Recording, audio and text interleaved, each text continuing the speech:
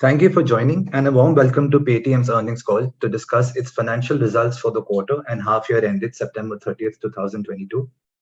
From Paytm's management team, we are today joined by Mr. Vijay Shekhar Sharma, founder and CEO, Mr. Madhur Deora, president and group CFO, Mr. Bhavesh Gupta, CEO lending and head of payments, and Mr. Anuj Mittal, vice president investor relations. Before we start, a few standard announcements. This earnings call is meant for existing shareholders of Paytm, for potential investors and research analysts to discuss the company's financial results. This call is not for media personnel. If any media representatives are attending this call, request you to kindly drop off the call at this point.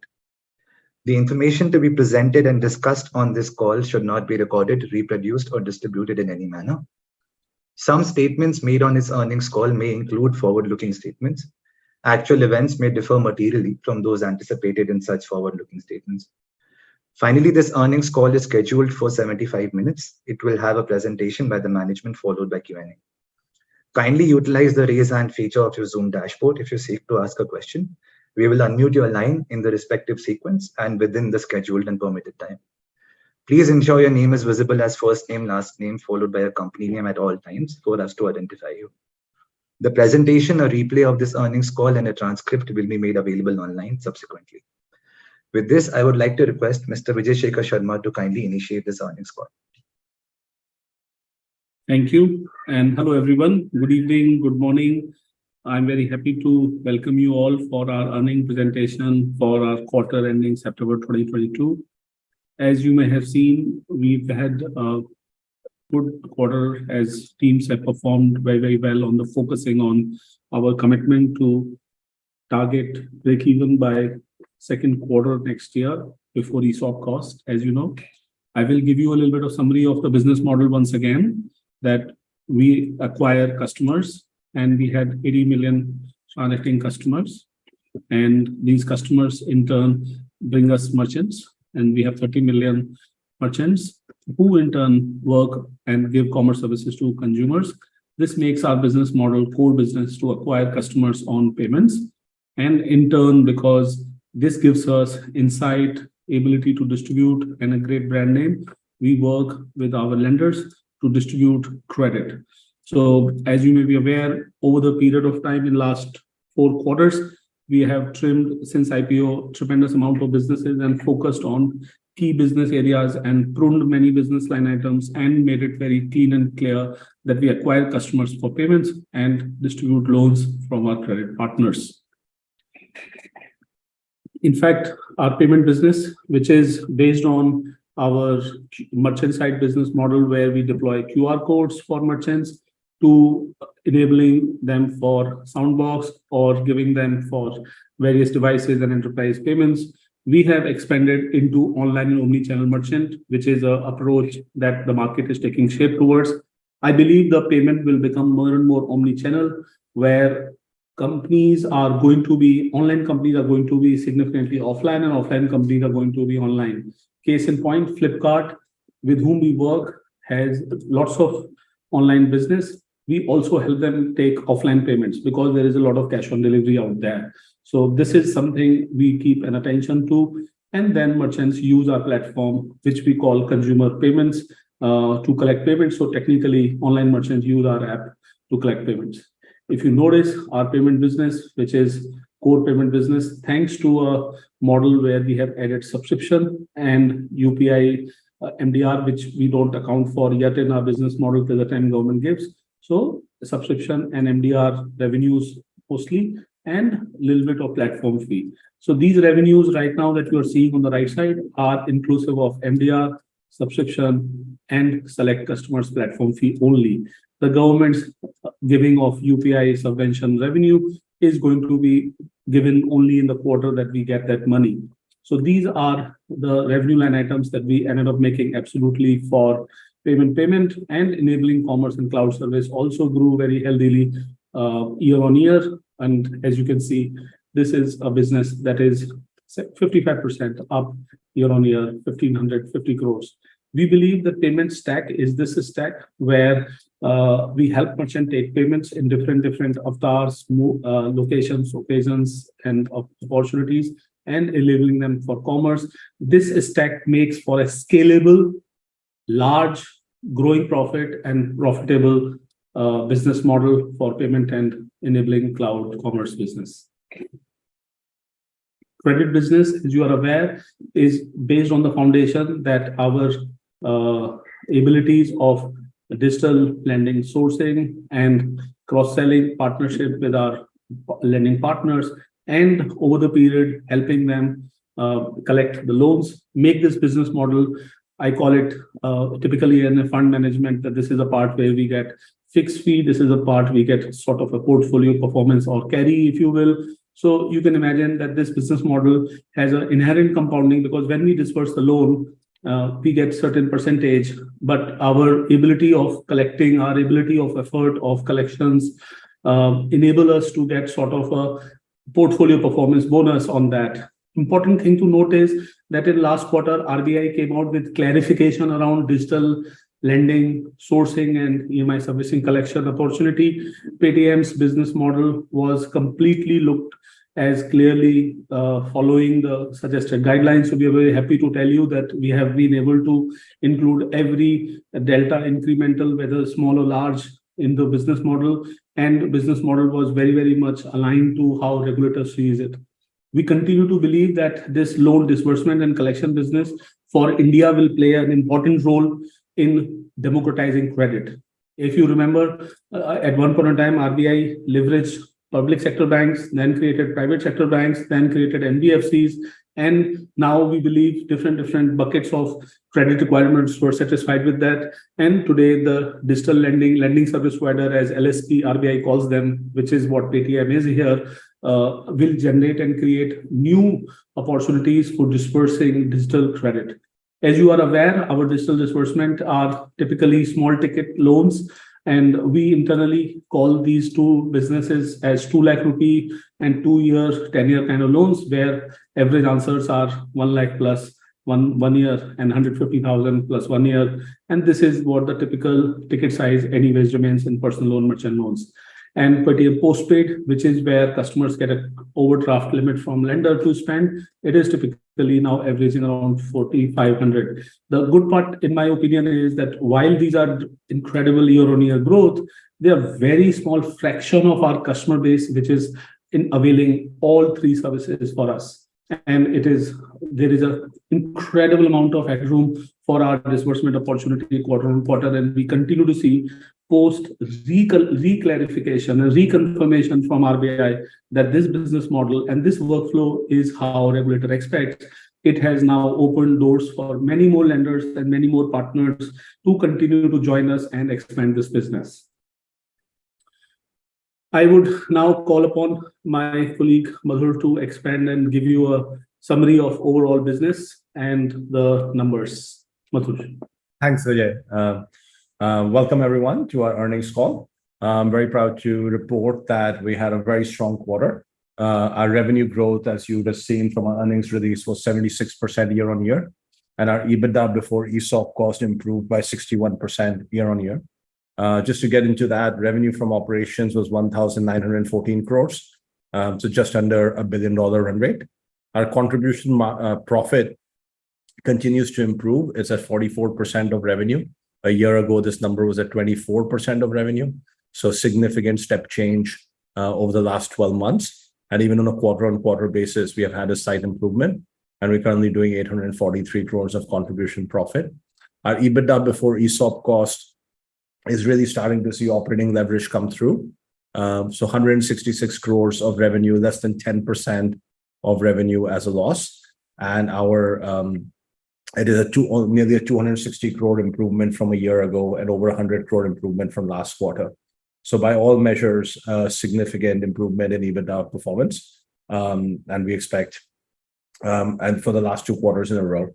Operating highlights, which you already talked about, value of loans dispersed, 7,300 crores, up nearly 6 times, and even on a quarter-on-quarter basis, continues to grow at a very fast clip.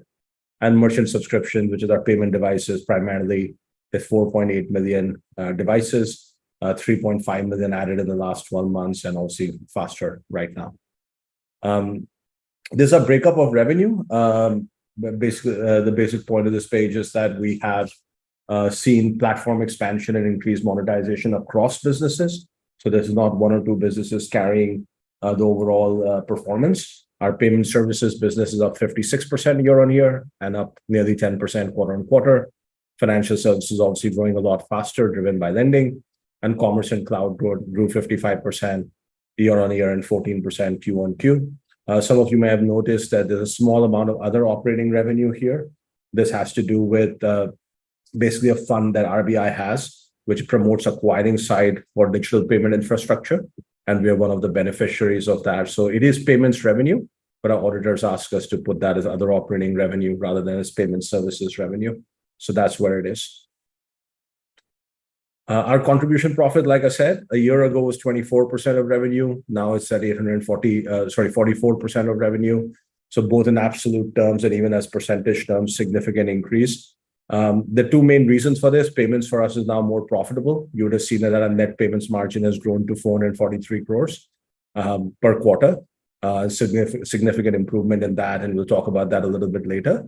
And clearly, there is a benefit from high margin loan distribution, giving us better mix.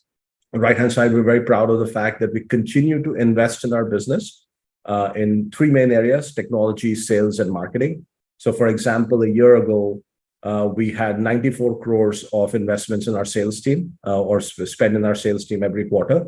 That number is now 172 crores. So despite increasing the investment, which we believe is important for long-term scale and growth for Paytm, we are able to show operating leverage and go from 63% indirect costs is 63% of revenue down to 53% of revenue. So significant improvement due to operating leverage.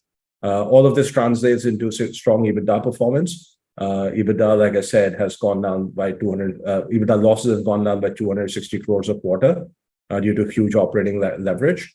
And our EBITDA margin has improved from negative 39% to negative 9%. So 30% margin swing in a single year due to focused execution.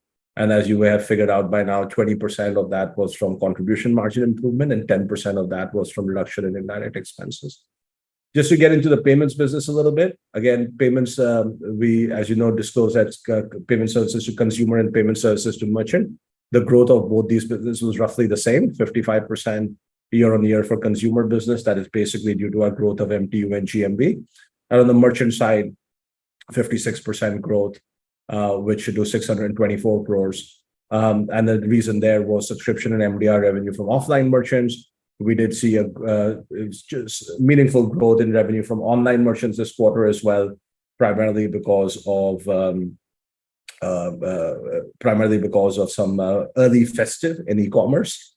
So some of the big sales that happened in September and so on. As Vijay pointed out earlier, we don't have UPI incentive recorded this quarter, consistent with our methodology. Last quarter, we only record UPI incentives when it is confirmed by MeitY. Net payment margin is up 5x year on year to 443 crores. And in addition to the revenue momentum, which is the main reason for it, we continue to focus on reduction in payment processing charges. And that's why we get this significant uptick. Some key operating metrics for payments. Our MTU is up 39% year on year.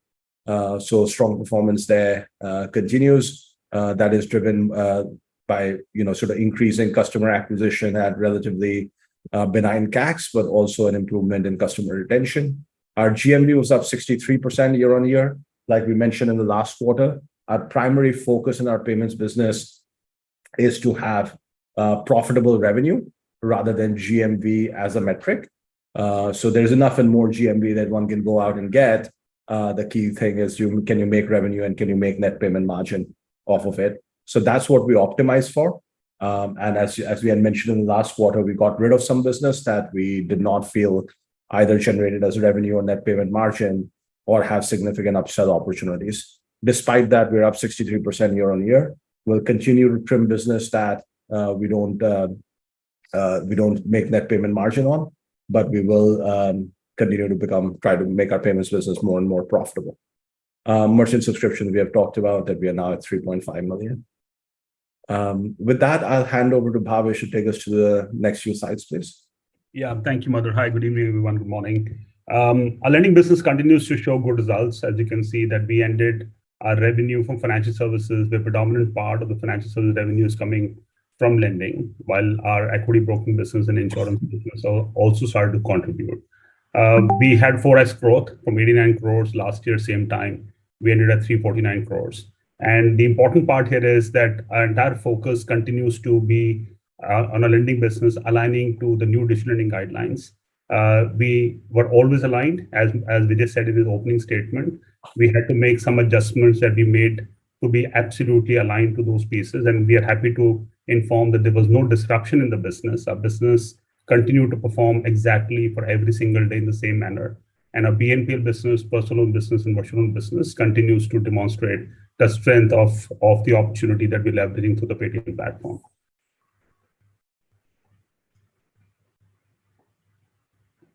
Next slide, please. Yeah, coming to the numbers here, postpaid personal loans and merchant loans. The good information about here in this business here is that all the three businesses are now showing tremendous growth. We are seeing postpaid, which is moved up 5x. We are now disbursed actually 4,000 crores. And if you look at the September run rate basis, this business obviously looking at a very healthy growth click. It continues to demonstrate great penetration to merchants. And I'm very happy to inform that we have now added 15 million merchants who accept Paytm Postpaid between offline and online. This is arguably the largest acceptance of any credit instrument across any funding sources in the industry. And we do see a very large amount of merchants, both online and offline, coming towards getting to this 15 million addition. And we hope to see this number continue towards the trajectory of 20 million and beyond in the next couple of quarters. On the fact that postpaid is just still 4% of our MTU, that's the headroom that we see.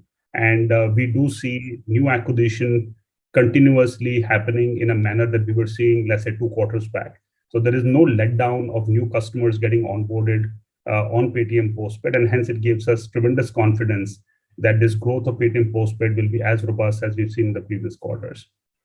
Coming to personal loans, I think personal loan has been growing very, very nicely on a small base. But if I look at June 22 and September 22, from there also, it has almost doubled this business. There are 2 reasons behind this massive growth of personal loans.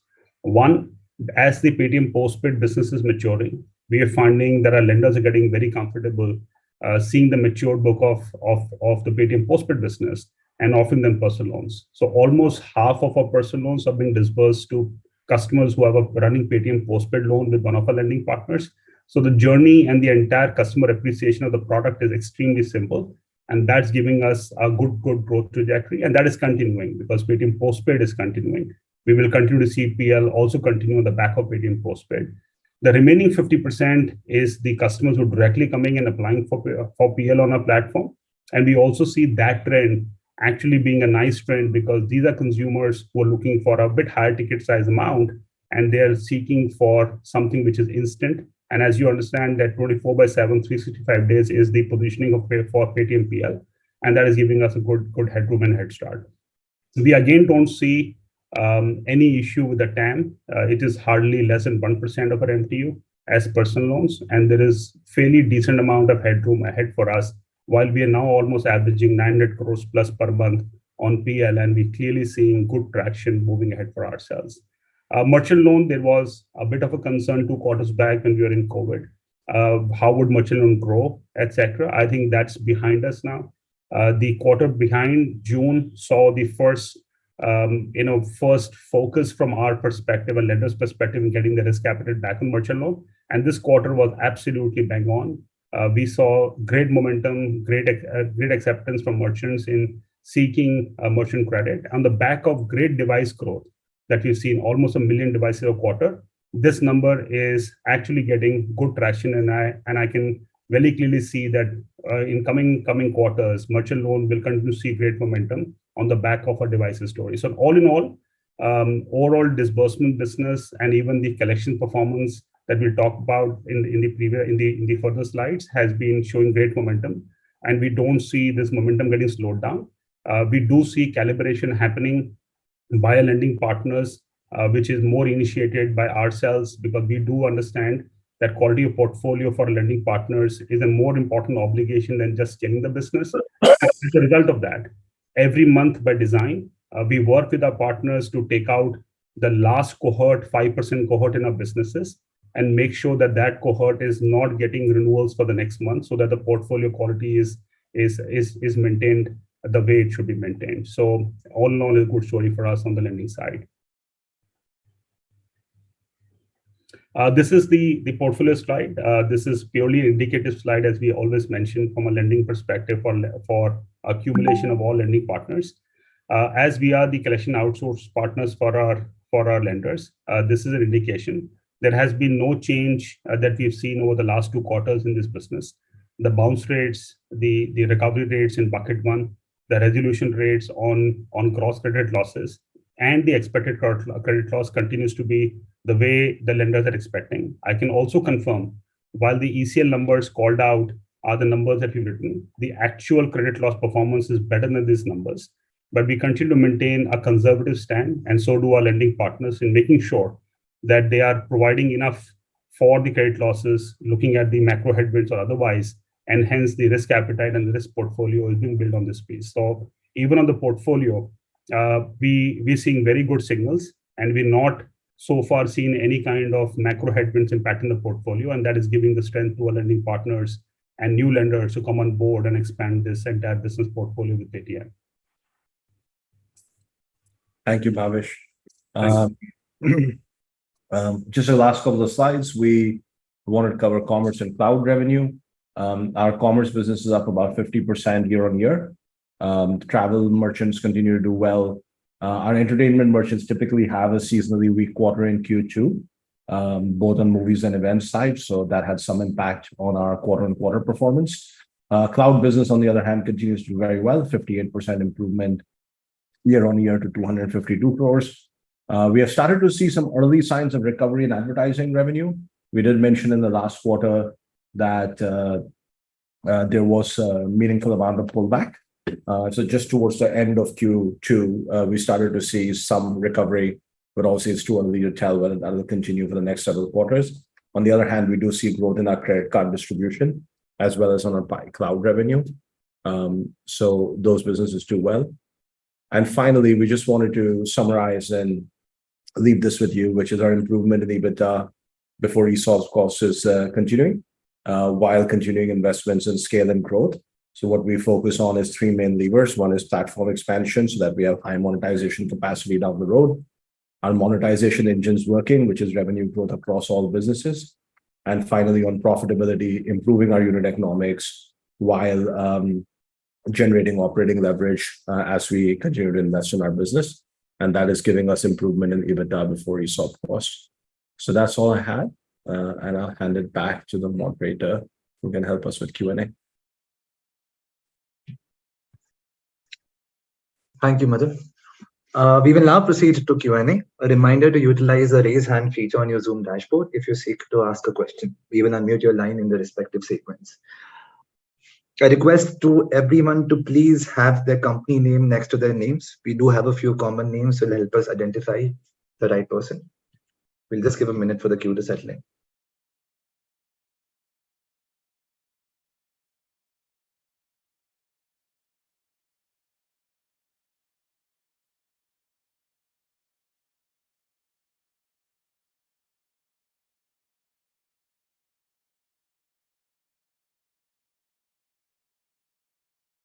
We'll take the first question from Mr. Vidit Jain from Citi. Hi. Thanks, Anuj. I have a couple of questions. One, on the personal loan side, QOQ, has the growth come from outside of the postpaid base of customers? I asked that because I recall last quarter, the share of postpaid customers was 50%. This quarter is 40%. So I'm just wondering If there's greater growth from outside that base, that's one. And I'll just come back with the next question. Sure. Thank you, Vijay, for the question. So your observation is right. Actually, it is on number of loans because we have grown much larger than the previous quarter. Percentage were like looks that 40% has come from postpaid, but there is nothing material which has changed. One definitely a material change which has happened as the personal loan book has started to mature more, and I mentioned about this last quarter also. Earlier, broadly, we were doing about 10% approximately to existing personal loan customers when they close their loan, a new loan by the lenders. That percentage is now started to inch more closer to 15-17%. So that has been, and that ticket size is a bit larger. So hence the value of loans coming from existing personal loan customers has increased, but the postpaid number of loan penetration to overall PL has remained the same. So it's more mathematical outcome, but no material change in terms of the customer adoption of the product. Got it. Thanks, Bhavesh. My next question is in terms of overall lending partners. Is that number at 8 right now, same as last quarter? And could you share what percentage of loans disbursed is disbursed by the partner with the highest share among those 8? Yeah, so the number is actually 9. We've got 3 card partners and we got I think about 5 or 6 lending partners. We don't actually disclose the share that we do, but I can definitely mention to you that we have partners across this category who do personal loan, postpaid, and merchant credit. So there is not one partner who's taking the lion's share of this business. There is a material distribution basis, the lender's appetite on how much business they want to take. But currently, it is reasonably well distributed amongst the partners that we have. And to your other question, we had announced publicly that we've added one more lender, which is Piramal Enterprises. Hopefully, we will take them live sometime in Q4. And we have a decent pipeline of new lending partners that intend to get onboarded to leverage the Paytm ecosystem and the platform for credit. And we obviously welcome all the new partners coming on board, and we will be adding them in due course of time. Great. Thank you, Bhavesh. Those are my questions. I'll jump back into the queue.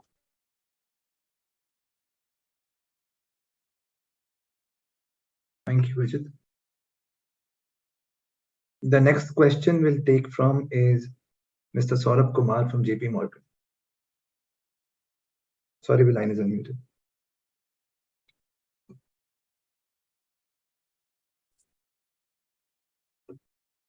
Sorry, the line is unmuted. Yeah. Hi, am I audible? Yeah, you are. Okay, just 3 questions from my side. One is, the indirect cost reduction which we've had, or at least the cost control we have. How should we think about the indirect cost growth from here on? The second is, if we look at the EBITDA trend, it's very clear that you could turn positive or EBITDA neutral at least maybe by March quarter. So will that be a fair assumption to be making? And lastly, on the credit card business, could you just comment on what's the card sourcing velocity at this point of time, and how should we think about it? Thank you. Thanks, Saurabh. Maybe I'll take the first 2, and Bhavesh could take the third question. So on our indirect expenses and EBITDA, maybe I'll take it together. So we obviously have given EBITDA guidance for break-even, which is September 2023 quarter. Compared to the time when we gave that guidance, we are ahead of our plans, but we would like to maintain our September 2023 guidance for EBITDA break-even. On indirect expenses in particular, obviously our focus is to make sure we reduce our EBITDA losses as per the guidance that we have given. But when we do see opportunities, and we do see many opportunities to invest in our business for short and medium-term growth, we do take those opportunities. While our last quarter number was relatively flat on indirect expenses, you would have seen that on a year-on-year basis, we've actually increased our indirect expenses by 47%. So we do continue to make investments in our business, and we have the sort of luxury of being able to do that because our revenue and contribution margin are performing really, really well. So we can achieve both objectives of reducing our EBITDA burn while continuing to invest in indirect expenses where we see high ROI. Bhavesh, you want to take the question? Yeah, sure. Yeah, hi, Saurabh. So, Saurabh, on the cards business, we are very excited in building a cards business. It's a very nascent business that we started about 18 months back. We're very privileged to have two of India's largest issuers as our partners, HDFC Bank and SBI Cards. And hence our portfolio of cards business has shown robust growth. While we've not declared actual numbers, but I can only suggest to you is at this point in time that business is operating much beyond our expectation in terms of customer adoption, coming on the back of the fact that the customer value proposition, which is powered by our issuing partners and obviously powered by Paytm platform usage, is really getting us good customer quality, which our issuers are very happy with, and we are seeing very high scale of the card business. What we believe is that our aspiration to build at least 1 million cards a year on issuing side, maybe over the next 12 to 18 months, continues to remain as strong as ever. And we would be guided by that as we build this cards business. And hopefully in the future, as we feel that it is now a material side of our business, we would like to disclose more details about it. So thank you. So just 1 million cards in 12 months is that the target, right? No, I'm saying we continue to aspire to build 1 million cards origination over the next 12 to 18 months. And that's our aspiration that we would like to actually. Okay, got it. Thank you.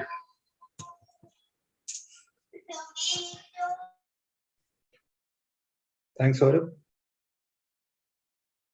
The next question we'll take from is Mr. Kunal Shah from ICICI.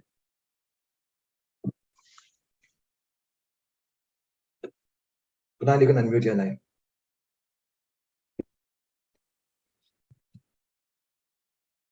Hello. Yeah, am I audible? Yeah, Kunal, you're good. Yeah. So firstly, again, to touch upon this question with respect to the postpaid, in fact, when we look at the overall traction in terms of the number of loans disbursed, in fact, normally it used to be in the run rate of say 2 odd million, but this quarter it seems to be slightly on a lower side. So just want to get that sense in terms of on the postpaid, why it's just like 0.6 odd million and how should we look at it? Because it's hardly like 7-8% kind of a sequential growth. Yeah, so Kunal, we had to make some adjustments with regards to new digital lending guidelines, which we had called out very clearly, which meant that our lending partners and ourselves, we had to make adjustment in terms of fund flow. That clarification took time from the regulator. I think it came in about 40-50 days later on, that the entire fund flow has to be reorganized in this manner, which was the way we were doing. And hence that is a disruption that we saw in the last quarter, but it is from a new customer origination and acquisition perspective, we continue to see very robust growth. Every month we're onboarding more than 400,000 new postpaid customers. So that hasn't stopped. It was just a recalibration that we had called out in a specific call that we had done, that we wanted to align to the fund flow, which took some time for us to align and clarification, which is now behind us. Okay, so when we look at it now, incrementally, the run rate should get back towards that number. So this was just a quarter's disruption, and that's more or less corrected.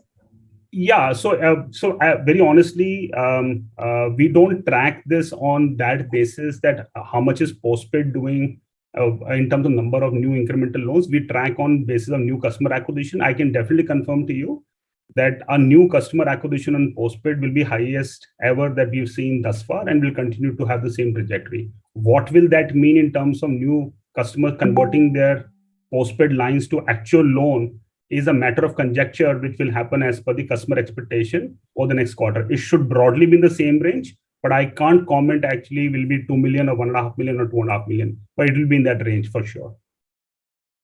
Sure. And secondly, with respect to the direct cost on the promotional cashback and incentives, so whatever would be the incremental which is there for the quarter, maybe almost like more than 30% kind of sequential rise out there. Any color that you can share in terms of how much would be related to the payments and how much would be towards the rolling out of the financial services, or maybe enrolling more of the customers for that service, and how much would be towards the commerce?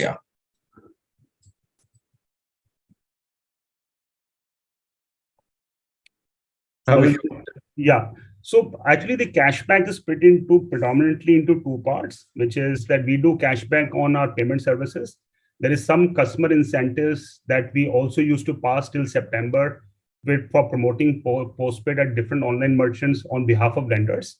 So that cashback increased because postpaid as a GMV was very high in the last quarter. That cashback saw a rise. But what we figured out very clearly now with our partners here is that is a that is actually a payment charge. So from next quarter onward, that will start showing in a payment charges. So that postpaid incentive will all move to payment charges. So it is predominantly the increase that you see in the last quarter is driven by postpaid. It's driven by postpaid, yeah. Postpaid. Kunal, one more thing I'd like to add here. This is your question was split it in, let's say, payments, commerce, and financial services. So postpaid, because we are accounting for as a payment, so it'll go towards payment charge from next quarter. So you would see payment charge line item. But the commerce part, incidentally, we internally have a key KPI that it should not be more cashback than the margin. We've talked about it in our previous earnings also, where our commerce business continues to operate with profitability as a target, and it has achieved profitability, complete operating, full cost loaded profitability. And like you said, we don't have it immediately ad hocly available that this much was for payment, this much was for commerce. In payment, the cashbacks are given only as an incentive to the new customer. If you are a first-time customer, we give you incentive to try out different services. But if you are an old customer, that is reduced dramatically, and that is how the cashback and marketing spends were reduced over the period. Sure. And lastly, in terms of the commerce, now that maybe with the opening up of all the activity levels and situation stabilizing, and now we would get more sense in terms of how the overall positioning is, say for Paytm in the commerce. So sequentially, I think there was a dip, but otherwise, how should we actually see the traction with respect to the commerce business going forward? More or less, all commerce, we do three kinds of commerce. One is led by shopkeepers commerce, deal, gift vouchers that shopkeepers enable. Second is ticketing commerce, which is led by movie, train, cinema, and all these commerce. The movie part has not come back, by the way. We want to still tell you that movies footfalls have not happened yet. So one of the important driver of the commerce movies has not happened. Third is advertising, which is definitely not just because we treat credit card as advertising. So for us, it definitely has grown. And like I said, first part where we help the shopkeepers has grown, and travel has grown, but not movies. Yeah. Thanks, and all the best. Yeah. Thank you. Thank you. Thank you. Thanks, Kumar. The next question will be from Manish Shukla from Axis Capital. Yeah, good evening. Thank you for the opportunity. Firstly, what does it take for a merchant to start accepting BNPL? Because that number is growing very fast now at 15 million merchants. So what does a merchant need to do to start accepting BNPL? So Manish, the merchant has something called a Paytm for Business app. On the Paytm for Business app, the merchant can subscribe to this service. Depending upon the category of the merchant, there is a charge the merchant has to accept. And it could also be given free if you are a very, very small merchant and we would like to enable that merchant for Paytm Postpaid. The moment the merchant accepts the terms and conditions of the Paytm for Business app, the merchant is onboarded. If the merchant meets the risk criteria as defined by a risk team, because it's a credit instrument where the merchant is allowed to go through a risk criteria. So that is how the entire onboarding process works. It's completely digital and it is obviously DIY for the merchant. So the number of devices, we are at 5 million and acceptance of BNPL is at 15 million. Should we think of that 15 million as a potential universe where you can cross-sell devices? Yeah, I think that could be one of the ways, because these are materially decent sized merchants. Then only they meet the risk filter, and also they meet the classification for themselves to accept a credit instrument. Yeah, so you could say that could be an opportunity, but not an exact opportunity. But yeah, that could be an opportunity for us. Okay. Moving on to platform fees, could you tell us how does a platform fee work and what percentage of your users might be paying platform fee at the moment? See, platform fee as a part of our overall revenue is a small number. For our various categories, when customer come on the Paytm app, right, for doing certain set of transactions and activities, let's say movie ticket booking or doing some recharges, etc., there is a small fee which is levied on a cohort of customers because we offer them various other value-added services, including and not limited to things like bill reminders, auto pay, etc., etc. And hence these customers subscribe to these services and they end up paying a platform fee. But purely from a rupee quantum of this charge, that charge is still very immaterial to the overall revenue that we make from payments. And has there been any communication or otherwise from either the regulator or government about this platform fees being levied? Because in some sense, technically that makes UPI as not a free service, right? No, so I just want to clarify, Manish. There are two different parts. There is no platform fee that we're charging to merchants when we're giving them any kind of funding source. Some of the competitors do that in the online space. We are not charging those kind of fees, etc. This is the fees that the consumer is paying when they're trying to consume certain services on the Paytm platform. The regulator has very clearly called out on what services you can charge and on what services you cannot charge. The ones they've allowed us to charge, we are charging on them. So it's completely compliant to the regulatory guidelines. Okay, thanks. And the next question, in response to an earlier question, you said that the starting next quarter, the accounting will move from cashback to processing charges. Is it material enough for it to lead to a sequential decline in net payment margins? Madhu, would you want to take that? Yeah. It is a material number, but our net payment margin sort of continues to grow. So it will have some impact, but we don't think it will lead to a drop in net payment margin per se. Okay. And really the last question, any update on your payment aggregator application with the Reserve Bank? Yeah, so the payment aggregation, which is our Paytm Payment Services license, is in progress. Whatever engagement that we had to do with RBI has happened. As you can see publicly, that various other PAs have started to get the license. We do believe that we should also be getting our own license in the due course of time and fairly soon. Okay, sure. Those were my questions. Thank you. Thanks, Manish. The next question we'll take from Rahul Bangaria from Lucky Investments. Yeah, thank you for taking my question, sir. Congratulations on a great set of numbers. Just one question. What should we expect the CapEx rate to be in, on a run rate basis? I see H2 last year and H1 this year were reasonably higher than what we used to see before. Yeah, so Rahul, most of our CapEx is related to soundbox and devices. And as you know, we have we have ramped that up, and we have continued to talk about there being a large opportunity there.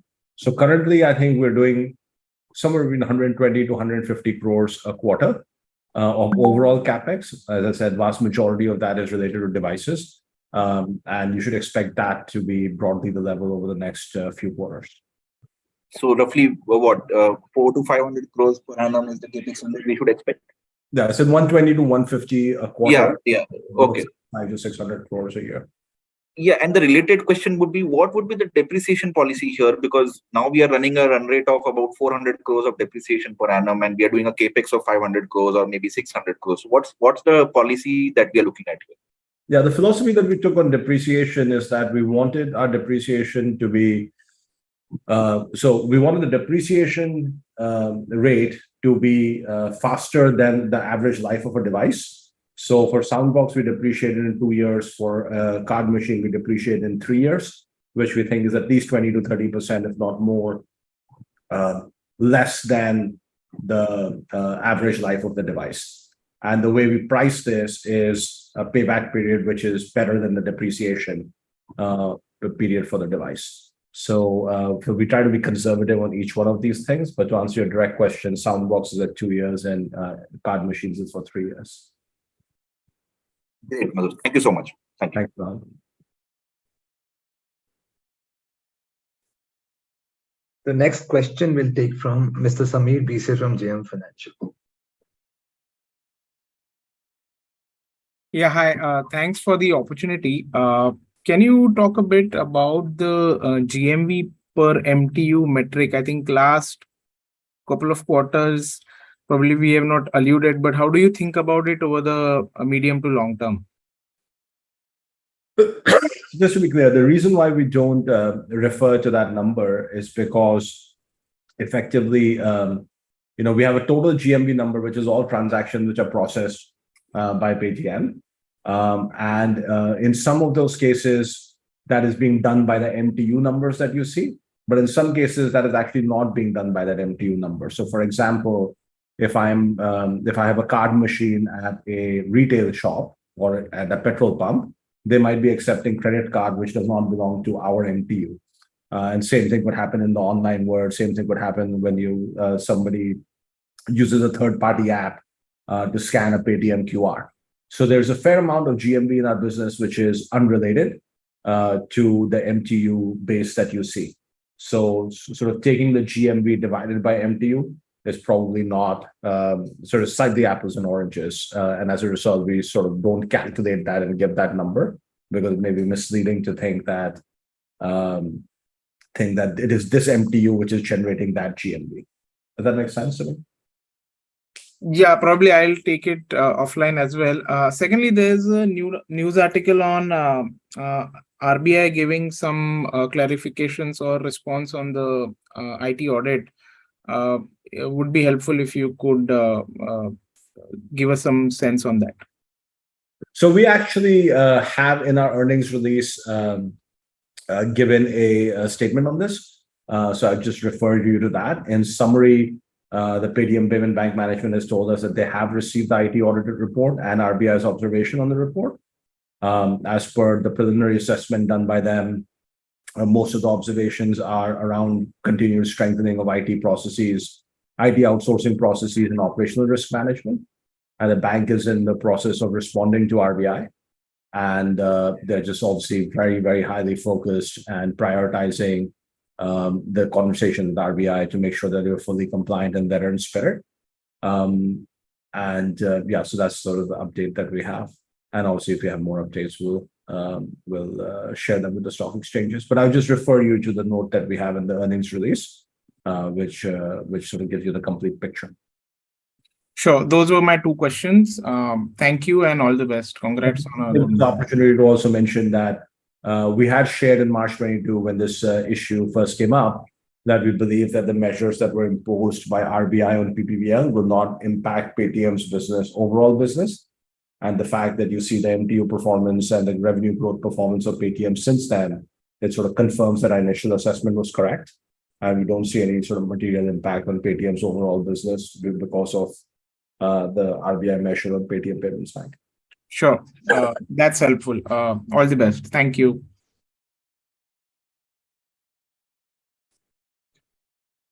Next in queue would be Rahul Jain from Dolat Capital.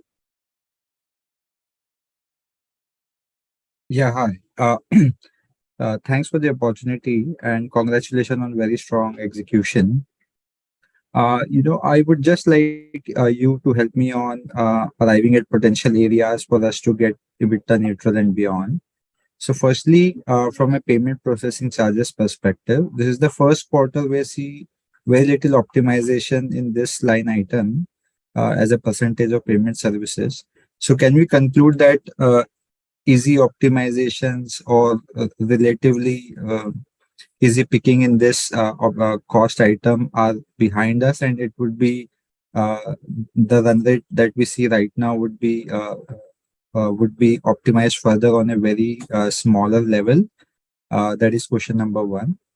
Second, in this quarter, we saw other marketing expenses seeing a big drop. So is that a drop already baked in from a run rate point of view, or some of the savings have come in the second half of the quarter, so we would see this cost going down further in the upcoming quarter? And maybe in general, if you could share what could be the areas where we could see this savings coming incrementally. Yeah, on your first question, maybe I'll answer it at the contribution margin level, Rahul. We do continue to obviously look for small and big opportunities to improve the profitability of each of our businesses. So we continue to do that. But I think it's fair to say that we sort of went from single-digit contribution margin 2 years ago to 24% a year ago to 44% now.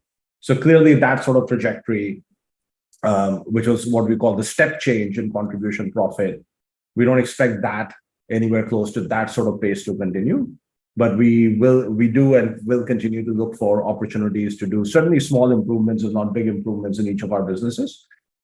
We do also expect to continue to benefit from some mix effect.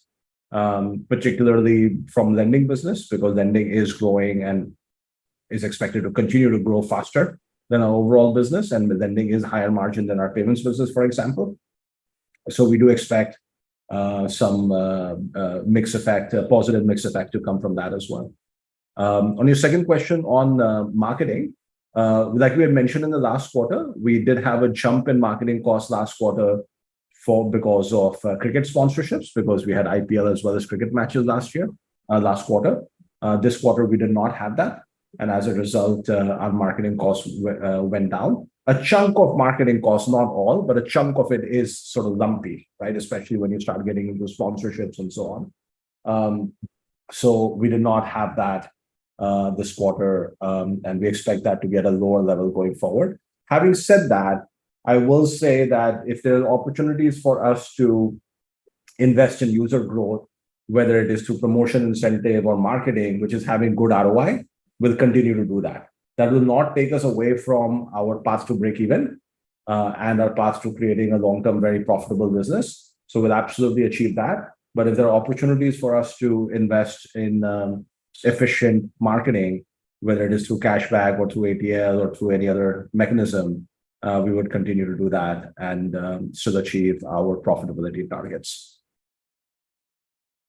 Right. So just to conclude from your thought, can we say that here on the growth would be more sale optimization or profitability will be more revenue driven rather than cost optimization driven? I think it's fair to say that revenue growth as well as high growth of high margin revenues such as lending will be sort of next big uplift to contribution profit. But I will point out that we have a large payments business which is generating significant net payment margin. So even small improvements in that, when they drop to the bottom line, they can be very significant from a bottom line standpoint, right? So if we are doing 443 crores a quarter of net payment margin, then even a 10-15% improvement in that can have a significant impact on the bottom line, right? So just because the number is actually now quite large, and working on continuing to improve that number is very, very high ROI for us. Sure. Thank you. Those were my questions. Thank you. The next in queue is Mr. Piran Engineer from CLSA. Hi, thanks for taking my question. Congrats on the quarter. Just on your lending business, firstly on BNPL, if I'm a customer who's paying some fee, and I think 1/3 of the customers who are Delight customers don't pay any fee, how long does it take for me to get upgraded to a Delight customer status, assuming that I don't default, of course? Hi, Piran. There is no time-led formula. I think the different lenders have different appetite, but I could say between 6 to 9 months of vintage of performance, continuous performance, the lenders revisit both the limit and the risk classification. And there could be a set of customers who could be upgraded or downgraded.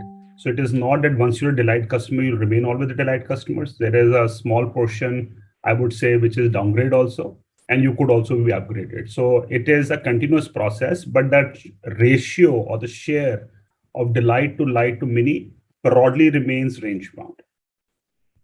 But but that's also probably because you're still growing and a lot of your incremental customers will be, say, Light and Mini. I just assume as customers mature over time, maybe next 2 years or 4 years, and of course, if they are paying, you should have more Delight customers than Light and Mini customers. If that happens and the take rate reduce, will you pass it on to the banking partner, or will we have to absorb it? So, Piran, it's a matter of conjecture, which is fairly long ahead of our time at this point in time. I do believe that 2 things will happen, and I think I had mentioned this earlier. Number one, we don't see for at least a couple of years to come, because just 4% of our MTU and MTU is also growing, that our new customer acquisition engine is going to slow down. And I just mentioned in a previous answer, that we are seeing very robust growth every month now, more than 400,000, 450,000 users getting added to postpaid. So we don't see that slowing down. And hence the overall share of Delight, Lite, etc. will remain broadly range bound. The other thing that we also will see over a period of time is that the merchant looking at the impact of Paytm postpaid to his sale, and hence the increasing the MDR will also be a revenue generating opportunity, which will very easily offset any drop in conveniency if at all it was to happen. So that's the way the entire business model is going to play out. At this point in time, the business model, at least for the next 12 to 18 months, I don't see any change in the business model, albeit it may only have an increase in revenue, especially coming from MDR, because more and more merchant acceptance, especially enterprise merchants, resulting in higher MDRs is the trend that we already see. Okay, that makes sense. And on your merchant loans, what would be sort of the TAM of this business? I understand it's just like what about 1 or 2% of the merchants have a loan right now. But practically speaking, what percentage of merchants, could be onboarded on merchant loans at just 1.5 lakh ticket size? Sure. I think that's a very good question, Karan. The simple answer, the way we look at this piece here is merchant loan is a derivative of devices merchant, because largely 80% of our loans are given or taken by a devices merchant. So we index our entire merchant loan business to devices merchant. Today, the number is approximately at 4.8 million, growing about 1 million a quarter. And what our belief here is, once a merchant has taken a device, 6 months forward, their probability of getting eligible becomes very, very high. And give or take, we see about 50% of them keep getting eligible 6 months forward. So as we continue to remain very bullish on adding more and more devices, we obviously remain very, very bullish in adding more and more merchant loan. Having said that, at current point in time, we have approximately 1.5 million merchants who are whitelisted to be given credit and have a pre-qualified offer on the app from various lenders, broadly amounting to about $2 billion of disbursements that we can do. So the TAM of current itself is very large, and as we're adding more devices, the TAM will keep increasing. Okay, so you said $2 billion. Yeah, about 1.5 million, 15 lakh merchants are currently pre-qualified by lenders. Approximately, as you know, that number is about 1.5 lakh rupees per merchant. So that's the amount, about 15 to 20,000 crores of value. Okay, got it. And just lastly, in your earnings release, you mentioned about some seasonality in the cloud business. So you can just sort of clarify what that was. We mentioned seasonality in our commerce business, and typically Q2 for entertainment is seasonally weak. In fact, we have said specifically for entertainment business, there's seasonality. So entertainment in Q2 is generally weak because of monsoons and so on. Also, this particular quarter, not a regular season situation, but this particular quarter, the content lineup was very weak. And whichever sort of relatively good content that we had in movies also just didn't work as well as it was expected to. So as a result, both movies and events had a seasonally weak quarter. No, so Madhur, I get that. That was on commerce. But if you refer to your write-up only, I don't know which page. There's no page number here, but I think page 12 of the PDF, you say it's a seasonally strong quarter for PAI Cloud. And clearly it seems so, because last 3 quarters, your revenue was in the range of 190 to 220 crores, and now it's shot up to 250. Yeah, I apologize. I shouldn't have said seasonally strong. It just was a strong quarter because cards did well, advertising did a little bit better, PAI Cloud did well. So I think there we didn't mean to say it was seasonally strong. It was just a strong quarter. Actually, we have not said seasonally strong. We just said it is driven by strong uptake in our credit card distribution. Yes, you're right. And a seasonally strong quarter for PAI Cloud. It's nothing to do with season. It just happened to be a strong quarter. Okay, fine. That clarifies it. Thank you, and all the best. Thank you. Thanks. Next question we'll take from is Anand Bhavdani from White Oak. Anand, you may unmute your line. Thank you for the opportunity, and congratulations for a good ramp up in the lending services business. If you could give us some color on other financial services that you'd want to explore as the lending business kind of continues to gain momentum and it's stabilized, what other financial services are on your priority list? Anand, we do a Paytm Money, which is a stock brokerage and mutual fund distribution. And we also have insurance distribution and brokerage business. So these two are the other line items. So on those, can you give us some color as to what you're targeting in terms of numbers and what kind of TAM? We call them future bets because there's a tremendous amount of technology development and brewing up that it requires. So they're all materially large. As you can see, the numbers yourself, it is led by credit. Most of the revenue is driven by credit and growth. Got it. Secondly, on our expected credit loss, in case of merchants, I see the number is higher than in case of postpaid. So just wondering, I would have assumed that merchants, because they are a lot more located on a particular spot, and because they probably have a device and everything, they would probably be lesser credit risk. Anand, when a loan is defined as a portfolio in lender side, as a part of that definition of loan portfolio, they put expected credit loss as a number. It has nothing to do with expected actual credit loss. That credit loss is called net credit loss, meaning this is when you start a business, you say, this is my customer acquisition cost, this is my credit loss, this is my revenue. So expected credit loss is a number that lender puts in definition of their book of this kind of loss, which has actually nothing to do with whether the loan performance will be based on that or not. What you're seeking is net credit loss, which is in the presentation and otherwise, we always share as a detail in subsequent slides. And Anand, if I can just supplement to Vijay's piece, there are two different products. BNPL is a 4,500, 5,000 rupees short-term consumption credit for 30 days. The chance of default is far, far lower for anybody defaulting for 5,000 rupees. Whereas the merchant loan is a 1 year, 14-month, 1.5 lakh rupee product through daily installments deducted through pay settlements.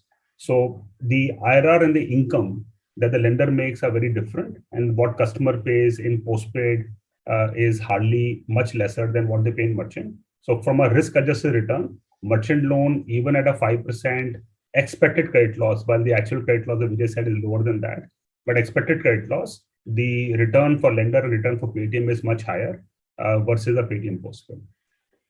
Noted. Thank you very much. All the best. Thank you.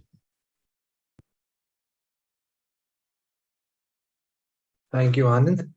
The next question will be a repeat question from Mr. Vidit Jain. Vijay, your line can be unmuted. Yeah, thanks, Anuj. Just a housekeeping question alluding to one of the comments earlier made. So when a customer scans Paytm QR code to make UPI payment from a competitor app, in this instance, in this particular transaction, there is no scope for monetization, right? And is this particular transaction included in Paytm's UPI GMV when the regulator NPCI reports it on their website? So Vidit, there are monetization definitely is included. So if you're looking at monetization from a device subscription perspective or from lending perspective, that monetization agnostic to which app is being opened to pay to the merchant, right? Right. So you could be scanning from a competition app and paying to a merchant. The merchant still needs a subscription service because he needs reconciliation at the shop, and obviously that GMV that merchant is actually collecting is being processed through us, and that is available to us to underwrite through our lending partners to give credit. So absolutely no problem. And this GMV is called out as P2M GMV also in definition of NPCI, and hence is eligible for various kind of incentives below 2,000 rupees at different points in time. Okay, got it. Thanks, Bhavesh. That was my question. Thank you, Vijay. Thank you. And with that, we come to an end of the Q&A session. As mentioned earlier, a recording of this call and the presentation and a transcript will be put online on the company website soon. Thank you all for joining. Thank you. Namaskar. Thank you, everyone. Thank you, everyone. Good day.